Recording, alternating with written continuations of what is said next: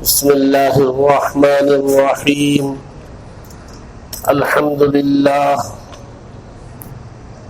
للہ وکفى وسلام علی عباده الذین اصطفى اما بعد فاعوذ باللہ من الشیطان الرجیم بسم اللہ الرحمن الرحیم ربنا لا تزغ قلوبنا بعد إذ هديتنا وهب لنا من لدنك رحمة إنك أنت الوهاب صدق الله العظيم.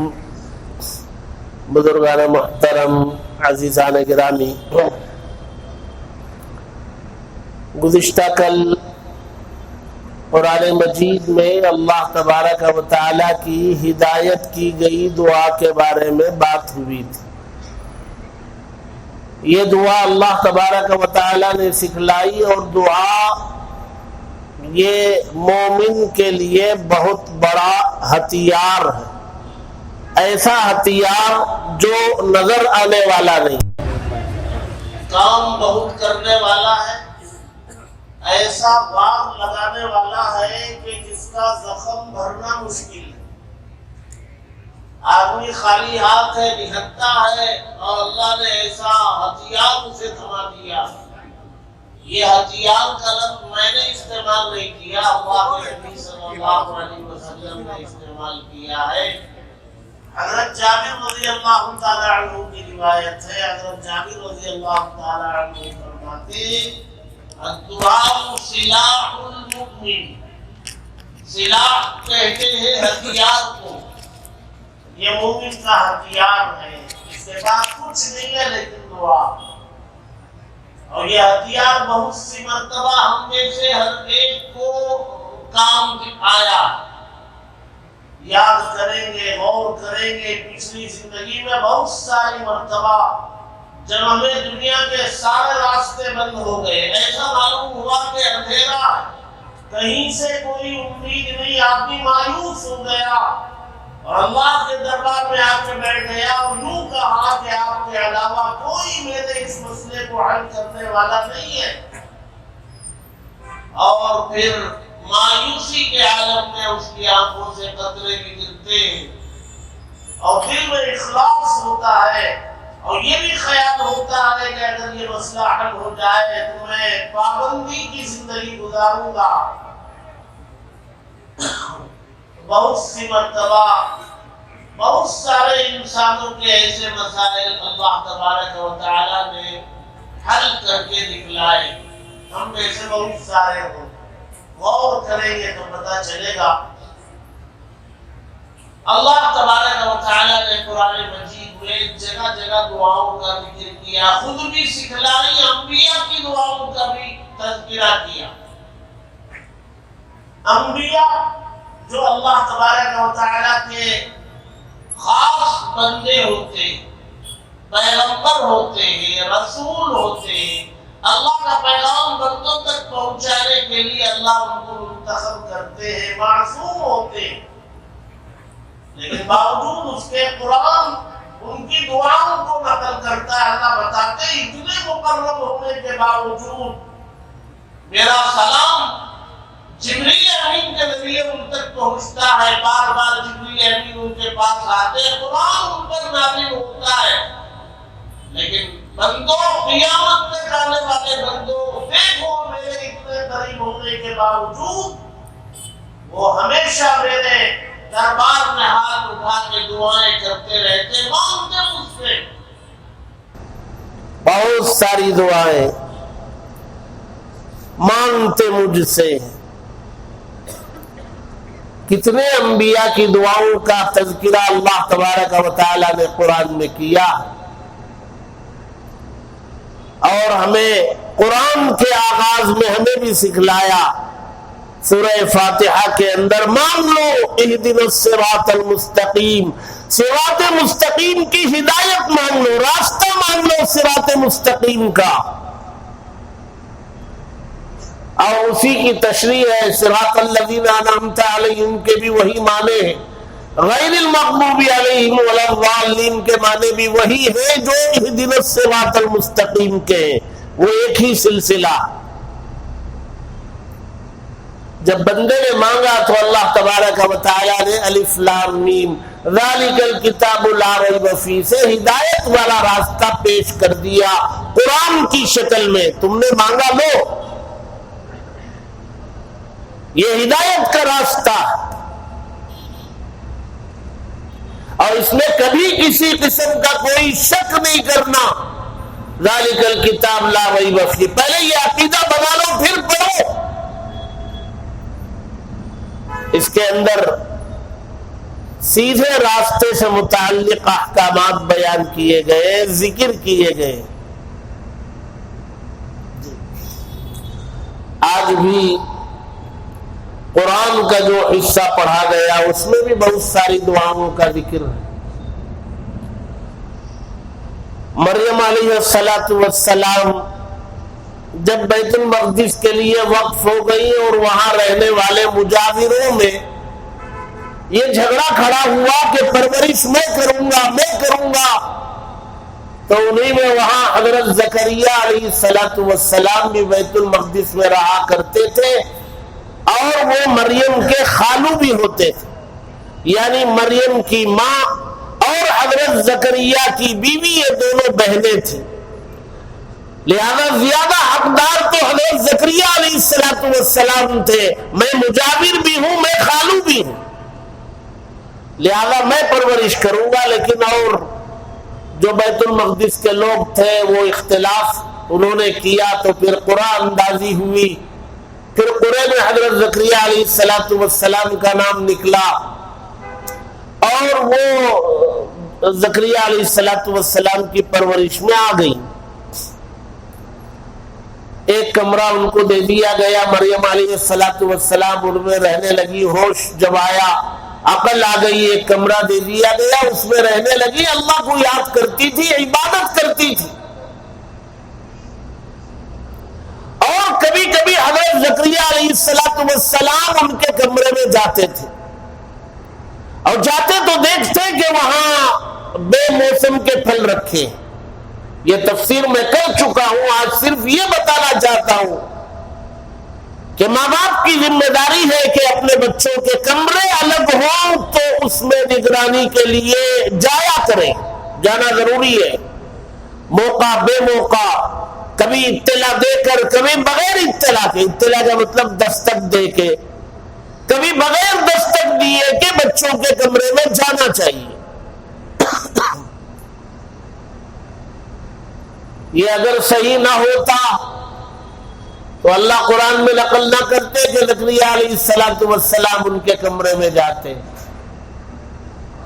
ماں باپ کو جانا چاہیے، سرپرستوں کو جانا چاہیے، اساتذہ کو طلبہ کے کمروں میں جانا چاہیے، اور وہاں کوئی ایسی چیز نظر آئے جس کے بارے میں گھر کے مالک کو پتہ نہیں، ماں باپ کو پتہ نہیں، استاد کو پتہ نہیں، شیخ کو پتہ نہیں، ایک نئی چیز کمرے میں نظر آئی، ماں باپ کی ذمہ داری ہے اس کے بارے میں پوچھے، تحقیق کرے۔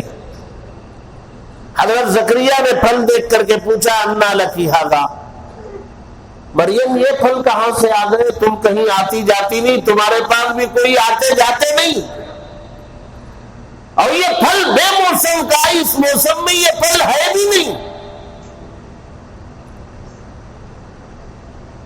کہاں سے آیا پھل؟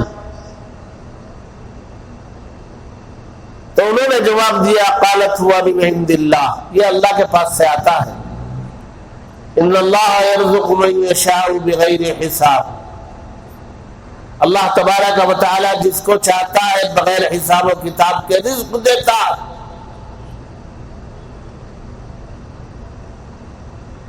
معلوم ہوا کہ نئی چیز کے بارے میں ماں باپ کو تحقیق کرنا چاہیے، یہ کہاں سے آیا، کس نے دیا، کیوں دیا، دوست نے دیا، ایسی دوستی، وہ دوست لڑکا ہے کہ لڑکی ہے، آج کے زمانے میں یہ بھی پوچھنا، تمہارا وہ دو دوست تو دونوں ہیں، لڑکا بھی ہے لڑکی بھی. کون ہے دوست تمہارا؟ وہ لڑکا ہے کہ لڑکی؟ اور یہ انہوں نے تمہیں کیوں دیا؟ اتنی خاص دوستی تمہارے سے کیسے ہو گئی؟ اور بدلے میں تم نے کیا تحفہ دیا؟ اور تمہارے دیے گئے تحفے کی رقم کہاں سے آئی؟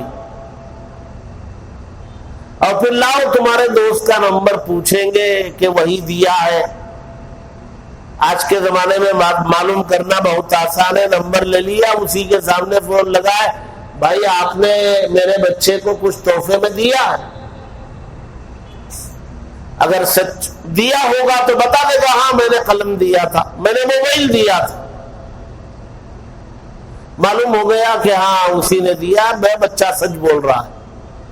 تو اس کو ہدایت دے دینا، بھائی اتنے قیمتی تحفے نہ دیا کرو، آپ مالدار آدمی ہیں، آپ دیں گے تو بچے کی عادت خراب ہوگی، آپ نہ دیا کریں. اس کو ہدایت کر دیا، پھر بچے کو تربیت کی.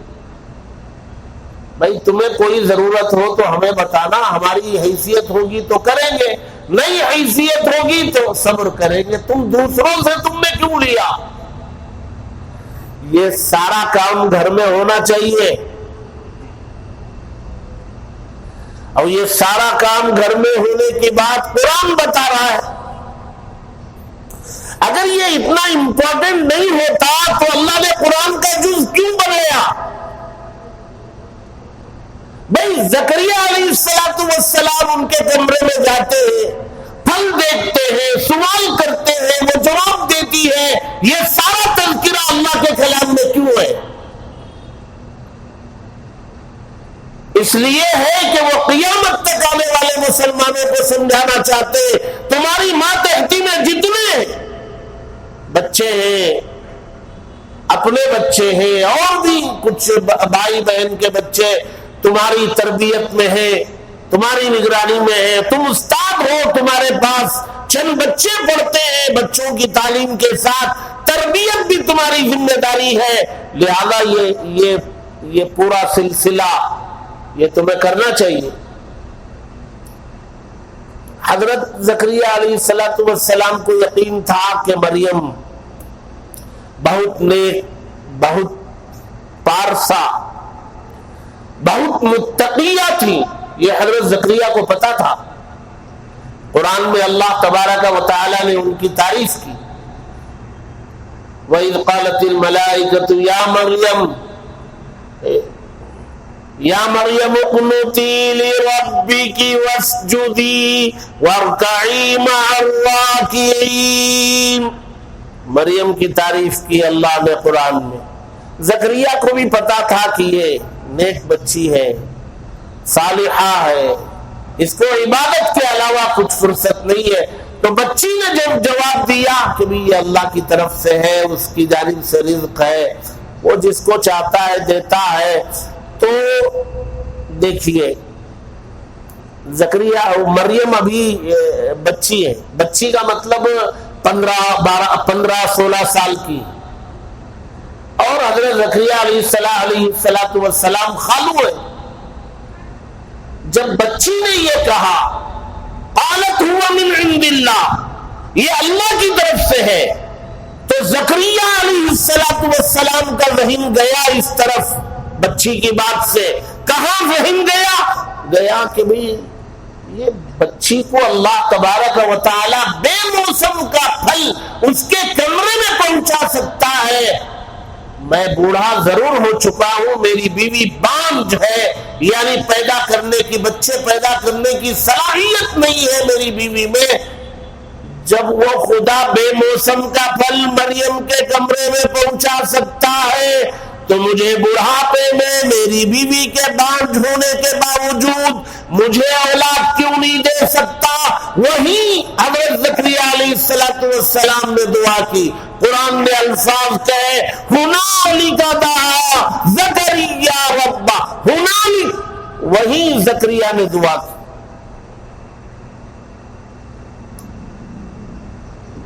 ہنالک دعا زکریا ربہ قال رب هب لي من لدنك ذرية طيبة. اے اللہ تیری جانب سے مجھے ایک نیک اولاد تو دے.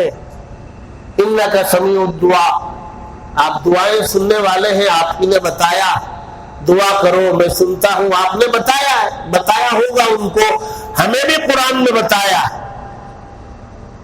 उदूनी अस्तजिब लकुम, ये हमारे कुरान की आयत है, 25वें पारे की आयत है। अल्लाह फरमाते नबी लोगों को बताओ, तुम्हारे मानने वालों को, वो मुझसे दुआएं करें, मैं जवाब देता हूं।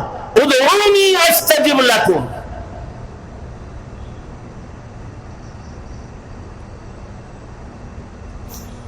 ये बड़ा कीमती हथियार, नजर न आने वाला हथियार। हमारे अपने मुल्क में बहुत ज्यादा हमारे ऊपर शक किया जाता है, चेकिंग होती है, स्पेशल चेकिंग होती है। हम जैसे लाइसेंस रखने वालों के लिए ज्यादा चेकिंग होती है, कर लो भाई चेकिंग। हमें अल्लाह ने ऐसा हथियार दिया है, तुम्हारी लाख मशीन के बावजूद वो हथियार तुम्हें नजर नहीं आएगा है, और हम उस हथियार से तुम्हें वार करेंगे। वो क्या हथियार है? वो दुआ। कैसे करेंगे? वो चेक कर रहा है, आप दुआ कैसे करेंगे? आप हाथ उठाए बगैर दुआ कीजिए ना, दिल में। अल्फाज भी जबान से अदा करने की जरूरत नहीं है, दिल में दुआ कीजिए। अल्लाह ये मरहला मेरा आसानी से पार करा दे, गुजार दे, मुझे यहां से गुजार दे। दिल में यअलमु खाइनतल अयुन वमा तुख्फी सुदूर, आंखों से किए जाने वाले इशारे को भी वो जानता है, दिल में चल रहे ख्यालात को भी वो जानता है। यहां अल्लाह तबारक व तआला ने ये दुआ क्यों सिखलाई बगैर तलब के? और इसका जो बैकग्राउंड है ना, इसका जो पसे मंजर है वो ये है कि अल्लाह तबारक व तआला ये बताना चाह रहे हैं पीछे से, कुरान में एक आयत, कुछ आयतें ऐसी है जो आसानी से समझ में आती है, कुछ आयतें वो समझने में दुश्वारी है। मैंने कल बताया था। तो बाज़ लोग वो होते हैं जो ये कहते हैं अल्लाह अपने हाथ का तज़किरा किया, आपका हाथ कैसा है आप जानते हैं, आप ये इल्म आपके हवाले। वर्रासिखून फिल इल्म यक़ूलून आमन्ना बिही कुल्लुम मिन इंदि रब्बिना, वो आयत मुहकमात, समझ में आने वाली आयत भी आपने नाजिल की, और ये दुश्वारी होने वाली आयत भी आपने नाजिल की, ये सब आपकी तरफ से है। आमन्ना भी, हम दोनों पर ईमान लाते हैं। जो समझ में नहीं आ रही है उसको आपके हवाले करते, हाथ कैसा भाई हमें नहीं मालूम, अल्लाह को मालूम।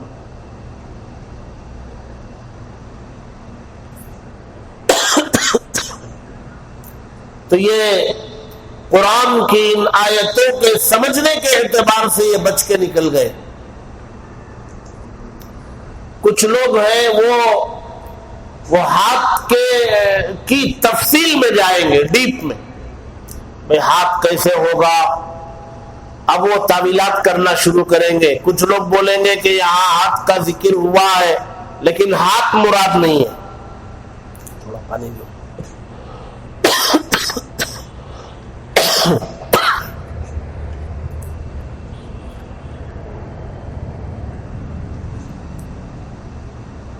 कुछ लोग कहेंगे हाथ मुराद नहीं है, कुछ लोग कहेंगे हाथ का लफ्ज तो है लेकिन इसका माना हाथ नहीं, ये माना। अलग अलग जाएंगे तो इसमें कुछ लोग गुमराह हो जाएंगे। तो एक जगह पहले पारे में अल्लाह ने एक आयत का टुकड़ा नाजिल किया, कहा युज़िल्लु बिही कसीरन व यहदी बिही कसीरन। अल्लाह ने इस आयत से ऊपर जो है एक मच्छर का जिक्र किया, एक मच्छर का जिक्र कुरान में किया। तो जो इल्म वाले उन्होंने कहा भी ये अल्लाह की तरफ से आया है।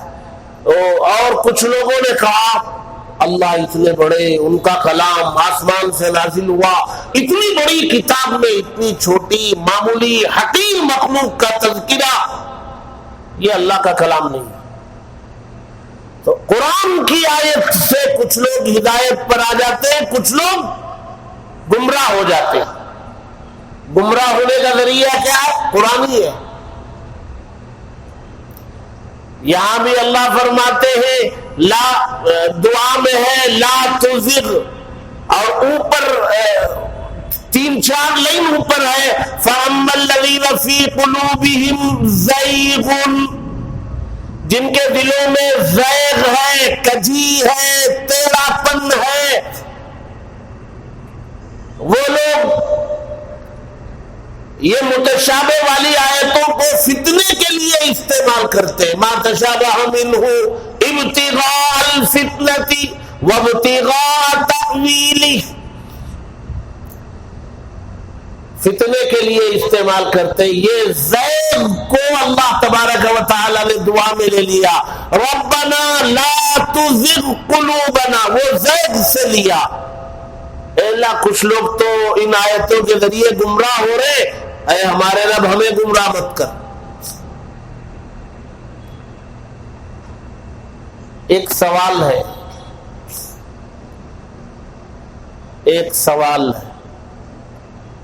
قرآن کو سمجھنے کے لیے سوالات پیدا کرتے رہنا پڑتا، تبھی قرآن سمجھ میں آئے۔ سوال یہ ہے اللہ تعالی ہمیں یہ دعا کیوں سکھلا رہے ہیں؟ اے ہمارے رب ہمارے دلوں کو گمراہی کی طرف مت پھیر، ہمیں گمراہ نہ کر ہدایت کے بعد۔ یہ دعا اللہ سکھلا رہے۔ کیوں سکھلا رہے؟ اس لیے سکھلا رہے تاکہ ہدایت ملنے کے بعد گمراہ نہ ہو۔ معلوم یہ ہوا کہ ہدایت کے بعد بہت سارے کیا ہو جاتے ہیں؟ گمراہ ہو جاتے ہیں۔ بہت بڑی تعداد ہے جو ہدایت کے بعد گمراہ ہوتے ہیں۔ ایسا نہیں ہے کہ ہم مسلمان ماں باپ کے یہاں پیدا ہو گئے، آج ایمان پر ہے، ہم نے تراویح 20 رکعت پڑھی، قرآن سمجھنے بیٹھے، موت تک یہی حالت رہے گی؟ کوئی ضروری نہیں، کوئی ضروری نہیں۔ کب گمراہ ہوں گے، کب کس کی کون سی بات مان لیں گے، ایمان کے خلاف کب چلے جائیں گے، پتہ نہیں۔ اس لیے اللہ نے کہا ہدایت ملی ہے، مانتے رہو اللہ سے کہ ہدایت پر تم قائم رہو۔ میں نے پہلے دن تراویح کے بعد آیت پڑھی تھی لیکن تفسیر نہیں کر سکا، موقع وہاں نہیں تھا۔ وہ حضرت یعقوب علیہ السلام کی اپنے بچوں کو وصیت تھی، وَوَصَّى بِهَا إِبْرَاهِيمُ بنیہ وَیعقوب، ابراہیم نے اپنے بچوں کو، یعقوب نے اپنے بچوں کو وصیت کی۔ کیا وصیت کی؟ ہم لوگ بھی وصیت کرتے ہیں اپنے بچوں کو، مال کی، جائیداد کی، تقسیم کی۔ زمانہ جاہلیت میں بھی وصیت کرتے تھے ماں باپ اپنے بچوں کو بلا کے۔ وہ زمانہ جاہلیت میں کیا وصیت ہوتی تھی؟ ادھر آؤ، بچوں کو بلاتے، کہتے فلاں سے ہماری جو دشمنی ہے وہ باقی رکھنا مرتے دم تک، اس نے ہمیں اتنا نقصان پہنچایا، اس سے دگنا نقصان تم پہنچانا، اس نے ہمارے طرف کے لوگوں کو قتل کیا، اس کے بدلے میں تم کئی لوگوں کو قتل کرنا۔ یہ زمانہ جاہلیت کی وصیت۔ اللہ کے نبی صلی اللہ علیہ وسلم نے اصلاح فرمائی۔ اصلاح کے باوجود آج ہمارے زمانے کی وصیت کیا ہے؟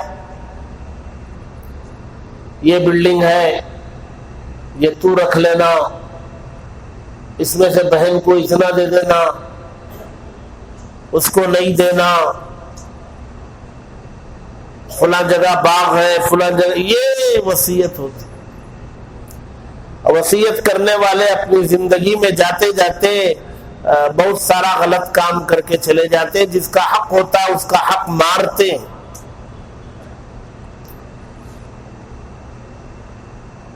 تو یہاں اللہ تبارک و تعالی نے بتایا ابراہیم اور یعقوب نے اپنے بچوں کو وصیت کی کیا کی؟ یا بنیا، اے میرے پیارے بچوں، ان اللہ اصطفیٰ لکم الدین، اللہ نے تمہارے لیے دین کو پسند کیا، منتخب کیا، فلا تموتن الا وانتم مسلمون، ہرگز نہیں مرنا مگر حالت اسلام پر۔ معلوم یہ ہوا کہ کچھ لوگوں کی موت اسلام سے ہٹے ہوئے ہونے کی حالت میں آتی، اس لیے انبیاء اپنے بچوں کو وصیت کر رہے، دیکھو ایمان کی حفاظت کرو، ایسا نہ ہو کہ موت آنے کے موقع پر ایمان نہ رہے۔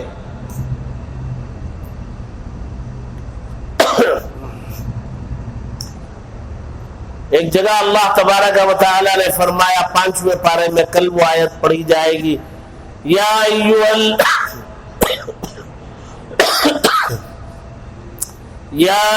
الذین آمنوا آمنوا باللہ وملائکتہ، اے ایمان والو ایمان لاؤ۔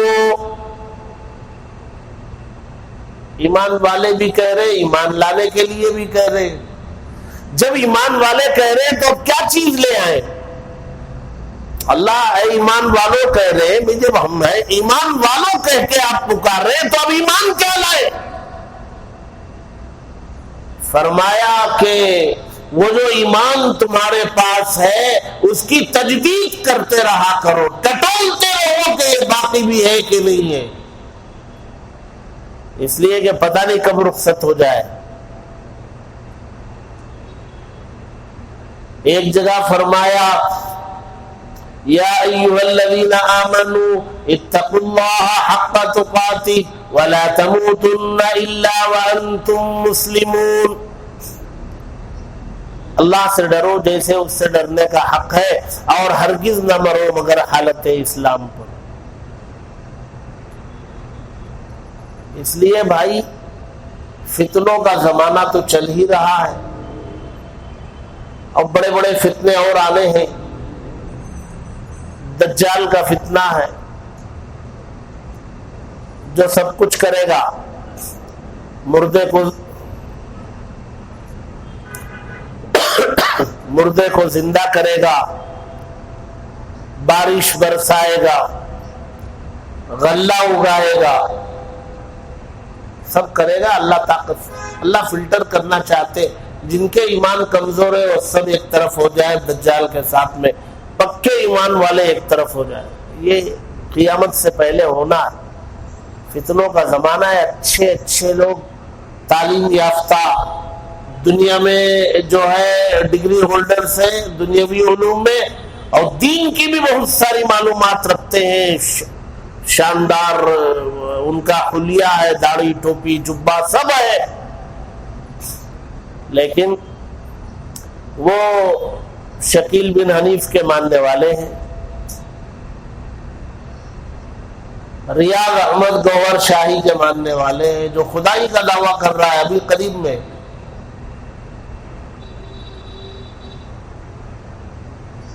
آج مجھے فجر کے بعد شہر کے ایک بڑے عالم نے ایک کلپ بھیجی ہے،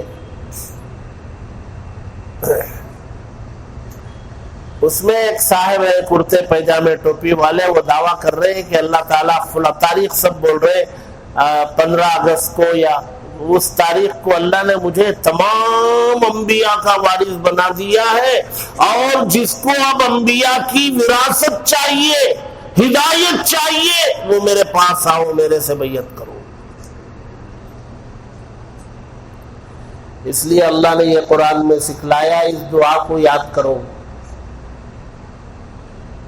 اور ہر دعا میں اس کو کرو،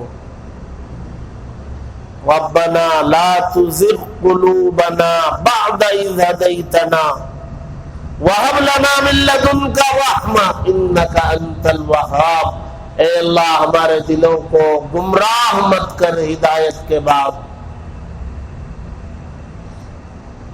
اور ہمیں اپنی جانب سے خاص رحمت عطا فرما ہدایت والی، آپ تو بہت زیادہ دینے والے ہیں، تو ہمیں ہدایت دے دیجئے، ہم دنیا کی دولت نہیں مانگتے، ہم ہدایت پر رہنا چاہتے ہیں، آپ کے بتائے ہوئے راستے پر چلنا چاہتے ہیں، وہ ہمیں دے دیجئے۔ یہ دعا کرتے رہنا چاہیے. یہ ہتھیار ہے. جب بھی کوئی پریشانی آئے، کوئی مصیبت آئے، آپ تنہائی میں بیٹھ کر کے دعا کر لیجئے. وہ دعا کے ساتھ ہی آدھی مصیبت کم ہو جاتی، بوجھ ہلکا ہوتا ہے.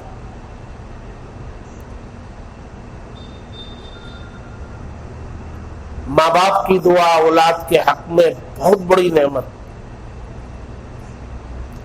ماں باپ اپنے بچوں کو نیک بنانا چاہتے ہیں، کبھی ہاتھ اٹھا کے اپنے بچوں کے لیے دعا کرتے ہی نہیں.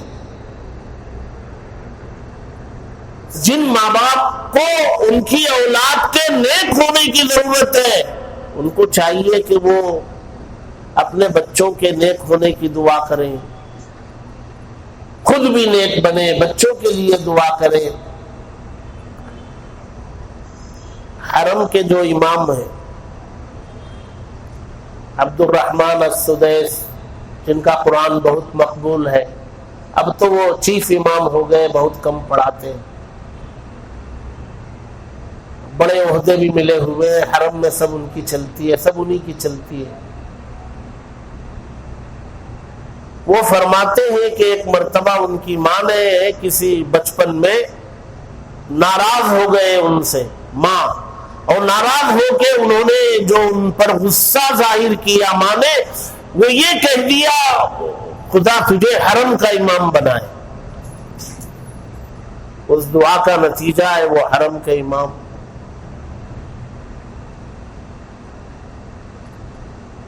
تو ماں باپ کو دعا کرنا چاہیے.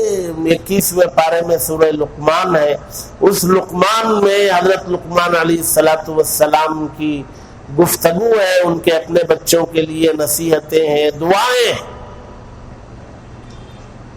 تو ماں باپ کے لیے بھی ضروری ہے بچوں کی تعلیم بھی ہو، تربیت بھی ہو، نگرانی بھی ہو، ان کے لیے دعائیں بھی.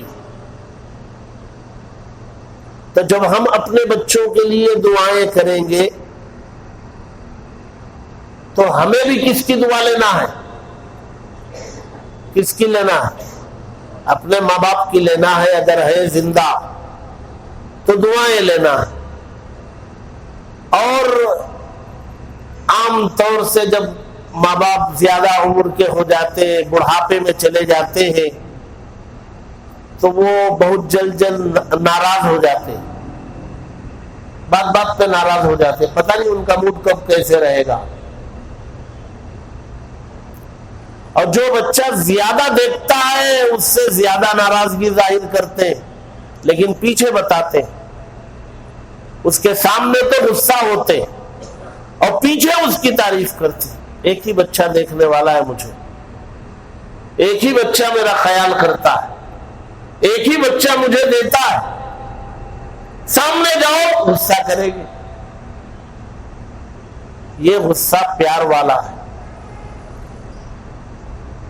دعائیں خود ماں باپ سے لینا. دعائیں اپنے بچوں کو کرنا ہی نہیں ہے، اپنے بچوں کے لیے کرنا ہے. خود اپنے ماں باپ سے دعائیں لیں. اوپر سے لینا ہے، نیچے دینا. جب ہم چلے جائیں گے یا ہم بڑھاپے میں ہوں گے، ہمارے بچے وہ ہم سے لیں گے، اپنے بچوں کو دیں گے. یہ سلسلہ ہے، اس سلسلے کو باقی رکھنا چاہیے. گھر میں ایسا ماحول بننا اور بنانا چاہیے. اللہ تبارک و تعالی ہم سب کو ان باتوں کو سمجھنے اور زندگی میں عمل کرنے کا موقع عطا فرمائے. اللہ تبارک و تعالی گھروں میں، ہمارے گھروں میں ماحول دین دارانہ بنائے. ماں باپ اور بچوں میں مخلصانہ محبت، پیار ہو اور ایک دوسرے کے لیے جان قربان کرنے والے بنے. ماں باپ اپنے بچوں کو سب کچھ قربان کرنے، بچے اپنے ماں باپ کے لیے سب کچھ قربان کرنے والے ہو. ایسا گھر کا ماحول بن جائے. اللہ اس کی ہم سب کو اس کی توفیق عطا فرمائے. اس مجلس کی برکات سے ہمارے گھروں کے اندر موجود خرابیوں کو ختم کرنے کے فیصلے فرمائے. آمین. وآخر دعوانا الحمد